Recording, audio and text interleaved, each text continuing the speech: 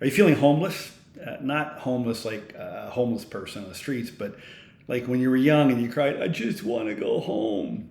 My name's Doug Dane, and here's a daily tip from my book, Mistaken Identity. I think too many people are struggling in life because they're mistaken about how they see themselves. They're mistaken about their opinion of themselves. They're carrying around, mistaken beliefs and made mistakes in their past that's holding them back from living the kind of life that they want to live today. And I think that you deserve better. And so let's talk about this homeless feeling. I'm in New York City, and I often walk, every day, in fact, I walk through Central Park, and I come across a lot of homeless people, and got me thinking about this feeling of homelessness. And they say that home is where the heart is. Home is where the heart is. And when you were really little, you felt at home. When you were just a little baby and a toddler, and you were just happy and playful and imaginative and creative, and everybody thought you were cute and sweet and they loved you, you felt really, truly at home. But then as you started to be raised and conditioned, then you were judged or mistreated because you didn't follow the rules or conform, and you started to second guess yourself, and you got disconnected from your true self. And so this mistaken identity that we are carrying around was inherited through our conditioning and our upbringing, and that is what caused us to feel disconnected from our true self. And so we're yearning to, I just want to feel like I'm at home. Home is where the heart is. Home is where you are. Your heart is you. And because you were questioned and judged, you learned to second guess yourself.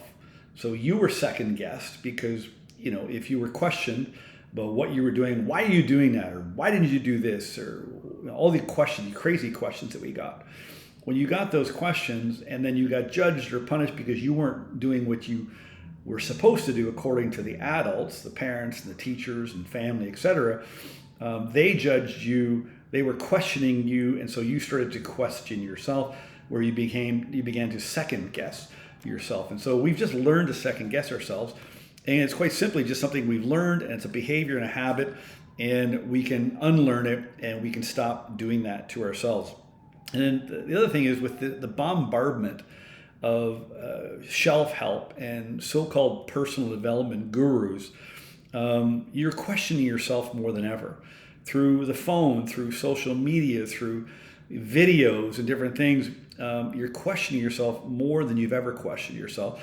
And with the idea that there's something wrong with you, and you have to fix yourself. Well, I'm on a mission to change all that, because I think that's just plain wrong. I don't think you should be questioning who you are and what's wrong with you. I think you should be questioning, what you believe. I think you should question as to what is wrong with what happened to you and what you went through. I think it's good to question what's wrong with the things that you believe, or what's wrong with your current situation that's not serving you, where you feel homeless. You don't feel close to your heart. And I think you just want to feel at home. Like I said, home is where the heart is. Your heart is pulling you to be yourself.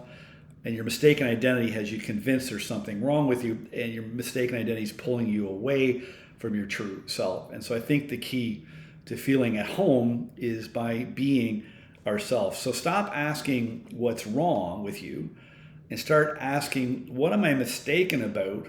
And what's wrong with what I believe, or what's wrong with what I was taught, or what's wrong with what happened to me? And so I think that life shouldn't be so hard. We make it way too complicated. But it's no wonder. Life is complicated because there's a lot of complications in life and in our life and in the world that we get bombarded by. And I think if you go inside and really think to yourself, if I was to be myself, what would I do? And what would I not do? Those are good questions. So you don't deserve to struggle. You deserve better. And I hope this video helped you today. Thank you.